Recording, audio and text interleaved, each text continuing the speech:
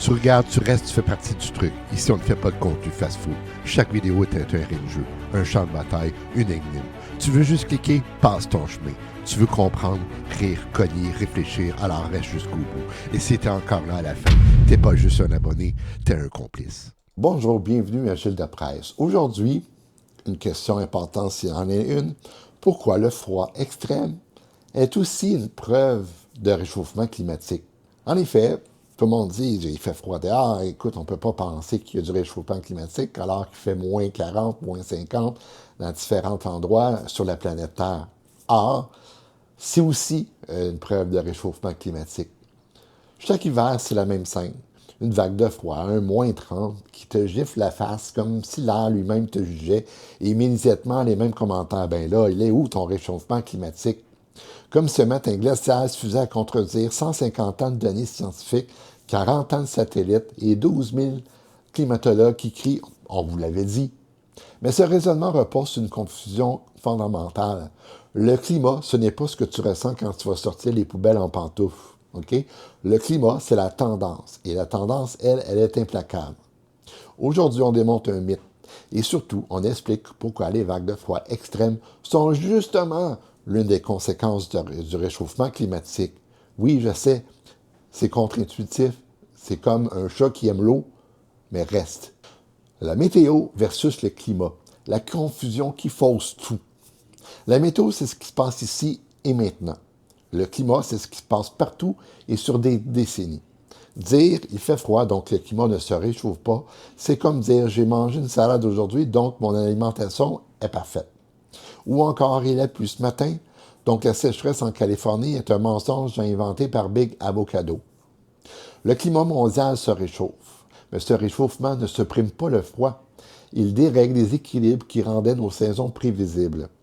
Avant, l'hiver arrivait comme un fonctionnaire, à l'heure régulier, prévisible. Maintenant, il arrive comme un humoriste en rodage, parfois trop tôt, parfois trop tard, parfois trop intense, et personne ne comprend ce qui se passe. Le réchauffement climatique, c'est plus d'énergie dans l'atmosphère. Le réchauffement climatique, c'est pas juste s'il fait plus chaud, c'est un système entier, l'atmosphère, les océans, les courants, qui reçoivent plus d'énergie. Et un système avec plus d'énergie devient plus instable, plus violent, plus extrême. C'est comme si la Terre avait bu 3 Red Bull, elle ne se réchauffe pas tranquillement, elle vibre. Résultat, des vagues de chaleur plus intenses, des tempêtes plus destructrices, des inondations plus fréquentes, et oui, des vagues de froid plus brutales. Le réchauffement ne rend pas l'hiver doux, il rend l'hiver imprévisible. C'est comme un chat qui décide soudainement que ta plante est un ennemi. Le vortex polaire, c'est la clé pour comprendre le froid extrême. Le froid extrême que nous vivons parfois vient du vortex polaire. C'est un immense tourbillon d'air glacé qui tourne au-dessus de l'Arctique. Normalement, il est stable, il retient le froid là où il doit être, c'est-à-dire au pôle, comme un couvercle sur un Tupperware. Mais l'Arctique se réchauffe 4 fois plus vite que le reste du monde. Et quand tu chauffes un couvercle, il finit par se déformer. Le vortex s'affaiblit, il se fissure, il se déchire. Et quand il se déchire, des poches d'air arctique s'échappent et plongent vers le sud, donc sur le Canada, sur les États-Unis, sur l'Europe. Donc quand tu te réveilles à moins 30 degrés Celsius, c'est pas une contradiction, c'est un symptôme, justement. C'est l'Arctique qui dit « je suis en train de fondre et maintenant mon froid se promène partout. Bonne chance ». Le paradoxe, un monde plus chaud est égal à des hivers plus violents. C'est contre-intuitif, mais c'est réel. Un monde plus chaud peut produire des hivers plus extrêmes. Pourquoi? Parce que les contrastes thermiques deviennent gigantesques. Et les contrastes extrêmes créent des phénomènes extrêmes. Le climat, c'est comme une casserole d'eau. Okay? Plus tu chauffes, plus ça bouillonne.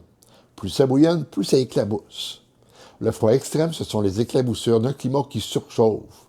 Et nous, on est les gens assis trop près du rond. Les données scientifiques, aucune ambiguïté. Les données sont sans appel. Les 10 années les plus chaudes jamais enregistrées l'ont été depuis 2010. Les océans battent des records de chaleur. Les glaciers fondent à un rythme inédit. L'Arctique perd sa glace plus vite que prévu. Les vagues de froid extrêmes deviennent plus fréquentes. Exactement comme les modèles climatiques l'avaient prédit. Le froid extrême n'est pas une anomalie. C'est une conséquence. Un peu comme un mal de tête après avoir crié trop fort. C'est pas surprenant, c'est logique. Alors, en conclusion, le froid n'est pas un argument, c'est un avertissement, justement. Le froid extrême n'invalide pas le réchauffement climatique, il le confirme. Il montre que notre système climatique perd sa stabilité, que l'Arctique se réchauffe trop vite, que les équilibres qui régulaient nos saisons se brisent. Le réchauffement climatique n'est pas un débat, c'est une réalité physique.